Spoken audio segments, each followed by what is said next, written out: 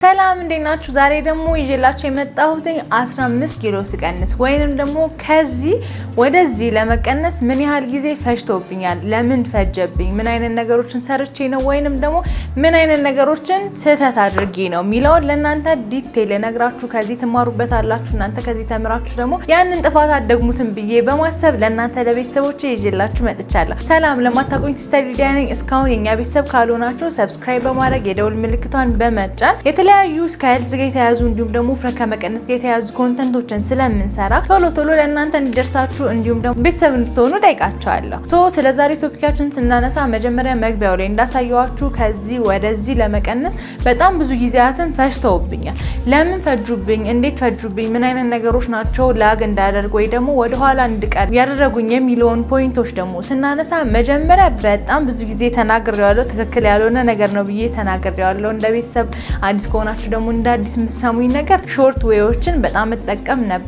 ሾርት ዌዮችን ስላችሁ ደግሞ ይሄ ምግብ በመብላት ለምሳሌ አሁን ማታ አንድ ሙዝና አንድ ማንኪያ ተልባ ደባልቃችሁ በመብላት በሳምንት ውስጥ ውፍረታችሁን በደንብ ትቀንሳላችሁ የሚል አይቼ ነበር። ታዲያ ይሄንን ነገር በየቀኑ ቶሎ ለመቀነስ ውፍረቴ ለመቀነስ ዴይ ቱ ዴይ ሳላቋረጥ ለሳምንት ነው ብዬ ለ7 ቀን ራሴን አሳምኜ በየቀኑ ሳደርገው የነበረው ነገር ነው። ነገር ግን ኢቭን 1-2 ኪሎ ያልቀነስኩበት ነገር ነው። ምክንያቱም ምንድነው ያው ሙዝ ራሱን የቻለ ፋይበር አለው። ስለዚህ ፋይበር ደግሞ ምንድነው ጥቅሙ ረዘም ላለ ሰዓት ፉል ሆነን እንድንቆይ ነው የሚያደርገን። ረዘም ላለ ሰዓት ፉል ሆነን ስንቆይ ደግሞ የፉድ ኢንቴካችንን እንቀንሳለን። የፉድ ኢንቴካችንን ቀነስን ማለት ደግሞ የሰውነታችን ስብ ሰውነታችን ኢነርጂን ሲፈልግ ምግብ ከሌለ ከስባችን ይወስዳል ማለት ነው። በዛ ዌይ ነው ምንቀንስ የነበረው። ነገር ግን እኔ ቁርሴን፣ ምሳዬን፣ ራቴን በልቼ ኢቭን ሌላ ነገር አድ እንዳደረኩኝ ነው የምቆጥረው በሳምንት ውስጥ ማለት ነው ውፍረት ለመቀነስ ብዬ ባደረኩት። አንደኛው ሾርት ዌይ ብዬ ያሰብኩት ወይ ይሄ ነው። ሌላኛው ደግሞ በባዶ ሆድ ሎሚ በውሃ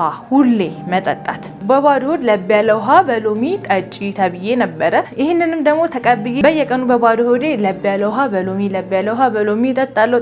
ምንም አይነት ለውጥ የለም። አሁን ላይ ግን ያ ነገር ለምን ላግ አደረገብኝ፣ ያ ነገር ለምን ፌል አደረገብኝ ስንል ውሃ በሎሚ ለብቻው ውፍረት አይቀንስም ስላችሁ ደግሞ ምንድነው ውፍረት ለመቀነስ ጆርኒ ላይ ካላችሁ ከምታደርጉት ነገር ጋር ውፍረት ለመቀነስ የሚያግዘን ነገር ነው እንጂ ለብቻው ውፍረት ይቀንሳል የሚባል ነገር አይደለም። ያንን ነገር ሰውም ያው ከሰውም መረዳት አንጻር ይሁን እኔም ባለማወቅ በዛ ሰዓት ላይ ባለማወቅ ያንን ነገር ስለማልረዳው ያደረኩት ጥፋት ነው። ስለዚህ ባቀው ብዬ ዊሽ ማደርገው ነገር የነበረው ለብ ያለ ውሃ በሎሚ ስጠጣ ከዛ በኋላ ቁርሴ ላይ ምን እበላለሁ፣ ምሳዬ ላይ ምን እበላለሁ፣ ራቴ ላይ ምን እበላለሁ፣ ምን ያህል ካርብ መቀነስ አለብኝ፣ ምን ያህል ፕሮቲን መጠቀም አለብኝ፣ ምን አይነት ፋይበር ያስፈልገኛል፣ እነዚህ ነገሮችን ዲቴል ባቅ ኖሮ ለብ ያለ ውሃው ይጠቅመኝ ነበር ውፍረት ለመቀነስ። ነገር ግን እኔ ባለማወቅ ለብ ያለ ውሃ በመጠጣት ብቻ ውፍረት ይቀነሳል ብዬ ስላሰብኩኝ ዴይ ቱ ዴይ ቀን በቀን በባዶ ሆዴ እጠጣለሁ፣ ወዲያ ቁርስ እበላለሁ፣ በባዶ ሆዴ እጠጣለሁ፣ ወዲያ ቁርስ እበላለሁ። ይሄ ደግሞ ቶታሊ ሮንግ የሆነ ነገር ነው። ምክንያቱም እንዳልኳችሁ መጀመሪያ ላይ ለብ ያለ ውሃ በሎሚ ለብቻ ውፍረት ይቀንሳል ማለት ሳይሆን ዌይት ሉዝ ጆርኒ ላይ ላለ ሰው ይረዳዋል፣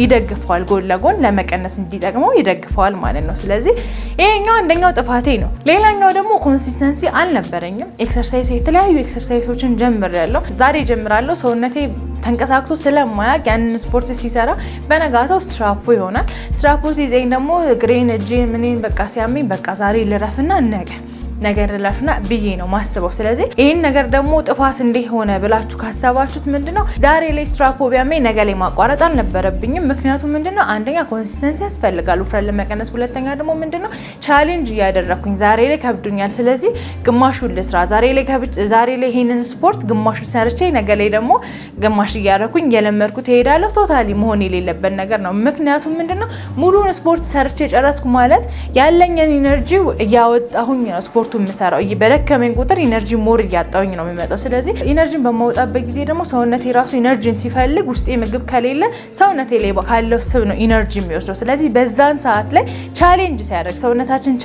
ሰውነታችን ኢነርጂን ሲፈልግ ነው ስባችን እየቀነሰ የሚመጣው። ስለዚህ ይሄን ነገር በደንብ መረዳት ይጠበቅብኝ ነበረ። ነገር ግን ይሄንን ነገር ባለመረዳቴ ልፋት ሆኖ ብቻ የቀረብኝ ነገር ነው። ስለዚህ ይሄኛው ሶስተኛ ጥፋቴ ነው። እናንተ ቤተሰቦቼም ደግሞ እንዳደግሙት ብዬ የምላችሁ ነገር ነው።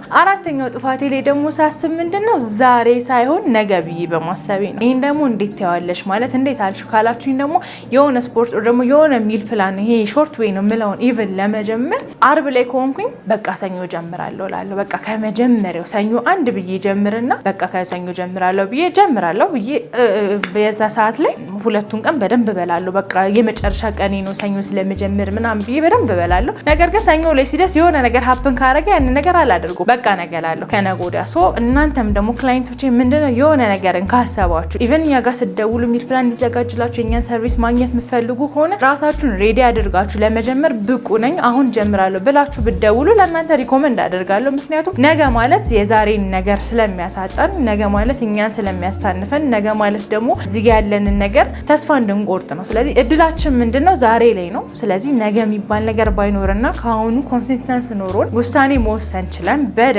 ያንን ነገር አድርገን ወዲያው ጀምረን ከዛ በኋላ ዌይት ሉዝ ጆርኒያችንን ብንጀምር ለእናንተ ሪኮመንድ አደርጋለሁ። ምክንያቱም እኔ ሰኞ ብዬ እንዳልኳችሁ የሆነ ነገር ሲፈጠር በቃ ማክሰኞ ስል በቃ ሮብ ስል በቃ 3ቷን ቀን ልብላና ኔክስት ሰኞ ጀምራለሁ። ይሄ ምንድነው በጣም ታይም ጋፕ ይፈጃል ማለት ነው። በእነዚህ ሁሉ ምክንያቶች ውፍረት ለመቀነስ ብዙ ጊዜ ይፈጁብኝ እነዚህ ነገሮች መጀመሪያ ላይ ፌል እያደረጉብኝ ስለሄዱ ነው እንጂ ኖርማሊ እንደኔ 15 ኪሎ የመቀነስ ፕላን ላለው ሰው 2 ወር በቂው ነው በደንብ ከሰራ። ግን እሳቱ ይሄን ነገር ባለማወቄ እነዚህን ጥፋቶች በማድረጌ ያለኝም ታይም ላጋርጎ ብቻ ሆነም ቀረም ደስ የሚለው ነገር መጨረሻ ላይ ነገሮችን በደንብ ተገንዝቤ ይሄን ሁላ ኪሎ ለመቀነስ እንዲሁም የተስተካከለ አቋም የተስተካከለ ሰውነት ኢቭን ቢኤምአይ ኦቨርዌት ነበረ።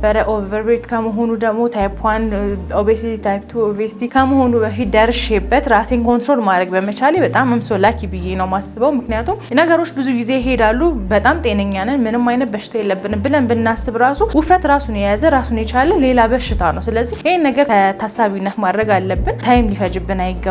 ነገሮችን ለመወሰን የምናደርጋቸውን ነገሮች በደንብ እኛ ራሳችን ልናውቃቸው ይገባል። እናንተ ይሄንን ቪዲዮ አይታችሁ ደግሞ የኛን ሰርቪስ የምትቀላቀሉ ከሆነ ለእናንተ ቀለል ይላችኋል ማለት ነው። ምክንያቱም አሁን ላይ ስቲል ክላይንቶቻችን ያው እንደሚታወቀው ከሆነ ከ40 በላይ ክላይንቶች እጃችን ላይ ያሉ፣ አብዛኞቹ በደንብ ለውጥ እያዩበት ይገኛሉ። አንዳንዶቹ ደግሞ ለውጥ ላይ ያገኙበት የቻሉበት ምክንያት አንዳንዴ የሰው ልጅ ነን እና በራሳችን ላይ ብዙ አይነት ነገሮች ይፈጠራሉ። መሀል ላይ ያቋርጣሉ፣ ድጋሚ ይጀምራሉ፣ መሀል ላይ ያቋርጣሉ፣ ድጋሚ ይጀምራሉ። እንደዚህ ነገሮች ስለሚሆኑ እነሱ ሜቢ ኮንሲስተንስ ሳይኖራቸው የሚቀሩ ክላይንቶችን እነሱንም በደንብ ፎሎ እያደረግን ነገሮችን ያስተካከልን ነው የምንገኘው ማለት ነው። ስለዚህ እናንተም ደግሞ እኛ ጋር ስትመጡ ያለውን ሰርቪስ በዚሁ ስነግራችሁ ሚል ፕላን ይዘጋጅላችኋል ከኒውትሪሽኒስት ጋር አንድ ላይ በመሆን ማለት ከስነ ምግብ ባለሙያ ጋር ማለት ነው። ምን መመገብ እንዳለባችሁ አት ሴም ታይም ምን አይነት ምግቦች መቀነስ ማስወገድ አለባችሁ የሚለው ለሰውነታችሁ ተስማሚ በሆነ መልኩ ፕላን ተሰርቶ ይወጣላችኋል።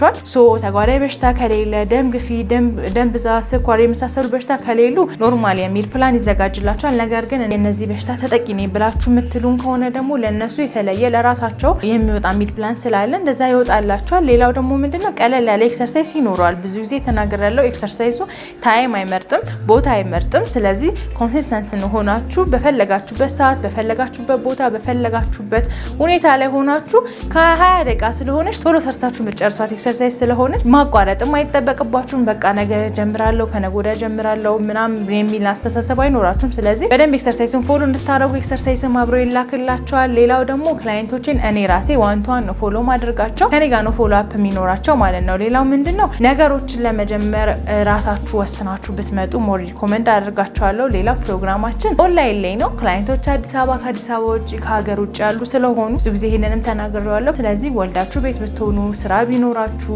ከቤት መውጣት ባትችሉ ኢቭን ከቤት መውጣት የማይወዱ ሰዎችም ኢቭን አሉ ምንም አይሰሩት ነገር ኖሯቸው ማለት ነው። ሶ ለሁሉም ምንም አይነት ምክንያት አይኖርም ላለመምጣት ላለመስራት። ሁሉም ሰው እኩል በሆነ ወይ ኦንላይን ላይ ደርሰዋል። ኢቭን ይሄን ነገር ስላችሁ ደግሞ ይሄን ቪዲዮ ስታዩ ደግሞ ግዴታ ኢትዮጵያ መሆን አይጠበቅባችሁም። ክፍለ ሀገርም ብትሆኑ ከሀገር ውጭም ብትሆኑ ለሁሉም እኩል በሆነ ወይ የሰጠን ስላለን ኢቭን ክላይንቶችም ስላሉን እንደነሱ በደንብ ፎሎ እናደርጋለን ማለት ነው። እኔ በሄድኩበት ጆርኒ አዲስ ነገር አይደለም። ሚል ፕላኑ በጣም ቀላል ነው። የዚህ ምግብ አለርጂ ካለብኝ ኦር ደግሞ ይሄን ምግብ አልወድም ማግኘት አልችልም የምትሉ ከሆነ በውስጣቸው ሴም ኮንተንት ካለው ምግብ ጋር ጥናት አድርገን ኤክስቼንጅ እናደርጋለን ማለት ነው። ስለዚህ ይሄ ለእናንተ ሞር ፍሌክሲብል ሆነን እንድንቆይ በደንብ እንድናደርገው ይረዳል። ዛሬ ለእናንተ ጥፋቶችን ይዤላችሁ የመጣሁበት ምክንያት ምንድነው? በሁለት ወር ውስጥ 15 ኪሎ መቀነስ እየቻላችሁ ከዛ በላይ ጊዜዎችን እንዳይፈጅባችሁ ከዛ በላይ ነገሮች እንዳይፈጅባችሁ እራሳችሁን ማይንዳችሁን ምን ጊዜም ከምንም ነገር በፊት ሁሌ እንደምናገረው ማይንድ ሴት አንደኛ ነገር ነው። ማይንድ ሴታችሁን አስተካክላችሁ በደንብ ኮንሲስተንስ ኖሮኝ በደንብ ፎሎ አደርጋለሁ።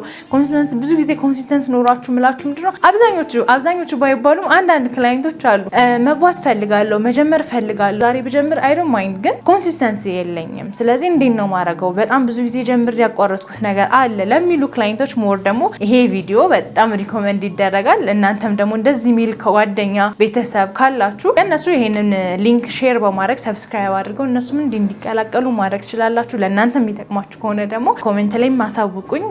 ምን አይነት ጥያቄዎችን ከውፍረት ጋር በተያያዘ ኢቭን እዚህ ጋር የሰራሁት አሁን ላይ የሰራሁት ቪዲዮ ከውፍረት ጋር የተያያዘ ቢሆንም ከሄልዝ ጋር የተያያዙ አብዛኞቹን ቪዲዮ ማንኛውንም ቪዲዮ ለእናንተ ሰርች ስለምቀር ምን አይነት ቪዲዮ ይሰራላችሁ ከውፍረት ጋር ለመቀነስ ይሄን ነገር ቻሌንጅ ለመቀላቀል እነዚህ ጥያቄዎች አሉብኝ እነዚህ ጥያቄዎች ይመለሱልኝና ከዛ ጀምራለሁ ብላችሁ ኢቭን የምታስቡ ክላይንቶች ካላችሁ ኮሜንት ሴክሽን ላይ አስቀምጡልኝ። እዛ ኮሜንት ላይ መልስላችኋለሁ። ወይንም ደግሞ የምትጠይቁት ጥያቄ ሰፋ ያለ ማብራሪያ የሚያስፈልገው ከሆነ ደግሞ እንደ አንድ ቪዲዮ ሰርቼበት ለእናንተ እዚህ ዩቲዩብ ቻናል ላይ ለቅላችኋለሁ። ሶ እናንተም ቤተሰብ ሁኑ።